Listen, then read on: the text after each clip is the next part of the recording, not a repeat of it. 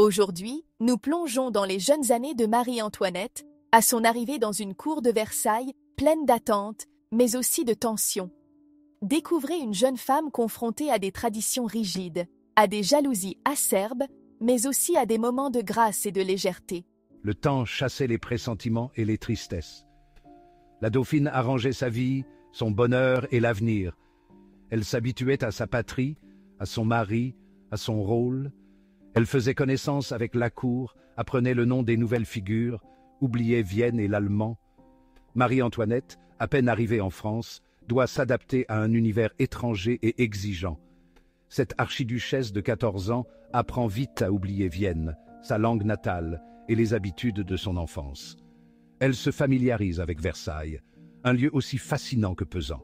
À ses côtés, deux jeunes princesses, épouses des frères du dauphin, deviennent ses premières compagnes. Le mariage du comte de Provence et du comte d'Artois, avec deux filles du roi de Sardaigne, amenait dans le vieux palais, auprès de Marie-Antoinette, deux couples qui allaient être les complices de sa gaieté. Ces jeunes femmes, complices de sa joie de vivre, partagent avec elle des moments d'insouciance. Les trois couples passent leur journée à rire, à jouer et à se retrouver dans une amitié sincère, loin des lois rigides de la cour. On voulut vivre ensemble, sans se quitter, loin de la cour, loin de ses lois. Tout fut mis en commun. Rire, jeunesse, innocence, la table même, et l'on mangea les uns chez les autres, hors les jours de repas publics. C'étaient des promenades bras dessus, bras dessous, des jeux, des passe-temps, les 1000 amusements de 20 ans et de la vie familière. Mais au-delà de ces instants légers, Marie-Antoinette découvre un Versailles où règnent les jalousies, les intrigues et les rivalités. Marie-Antoinette, par sa fraîcheur et sa gaieté, séduit le roi Louis XV. Sa présence lui rappelle un air de jeunesse qu'il croyait perdu. Louis XV s'était laissé charmer par la femme de son petit-fils. Cette jeune fille, cet enfant rajeunissait son âme. Ses yeux, las d'habits de cérémonie, se reposaient sur cette robe de gaze, envolée et légère, qui faisait ressembler la dauphine à l'Atalante des jardins de Marly. Lorsqu'elle traverse les jardins de Versailles, le roi l'accompagne avec tendresse, trouvant en elle une bouffée d'air pur. Il voulait lui-même la promener dans les jardins de Versailles et s'étonnait d'y trouver des ruines. Son royaume l'eût bien plus étonné. Cependant, cette affection royale attise des inimitiés. Madame du Barry, maîtresse en titre, voit d'un mauvais œil cette petite rousse qui semble captiver le roi. Elle s'emploie à critiquer la dauphine, insinuant qu'elle n'apprécie ni le roi ni sa cour. Elle critiquait son visage, sa jeunesse, ses traits, ses mots, sa naïveté, toutes ses grâces. Ces intrigues aboutissent à un éloignement progressif entre Louis XV et sa petite-fille par alliance. Mais ce n'est pas seulement Madame du Barry qui complique la vie de Marie-Antoinette. Les filles de Louis XV, les tantes du dauphin, incarnent un autre défi. Vieilles filles, ancrées dans une éducation austère, elles jugent sévèrement la jeune dauphine. Madame Adélaïde, la plus influente, voit d'un mauvais œil les libertés et l'insouciance de la jeune princesse. Mesdames étaient de vieilles filles, au fond desquelles était resté quelque chose de leur éducation de couvent et de l'inepte direction de cette Madame d'Andelot, sur laquelle une lettre du dauphin renseigne si tristement. Elle n'avait rien en elle de l'indulgence des grands-mères, mais toutes les sévérités de l'âge et toutes les aigreurs du célibat. Dans ce climat, la dauphine se retrouve souvent isolée.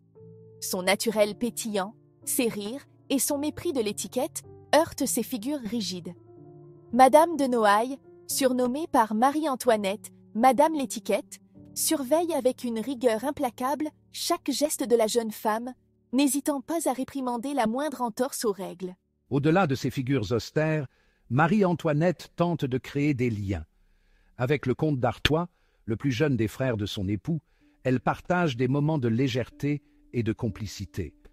Le comte d'Artois annonçait déjà le vrai modèle d'un prince français. Déjà, il réalisait les traits d'un héros de chevalerie, et c'est demain que le monde le surnommera Galaor. Il avait les grâces de sa belle-sœur, ses goûts, ses aspirations. Mais son beau-frère aîné, le comte de Provence, bien qu'initialement séduit par la dauphine, adopte rapidement une attitude plus distante, influencé par sa propre ambition et celle de son épouse. Le comte de Provence cependant revint, après les premiers moments, à son rôle et à son masque, à la politesse mielleuse, à l'ambition sournoise. Madame de Marsan, une autre figure influente, critique ouvertement les choix vestimentaires et l'attitude légère de la dauphine.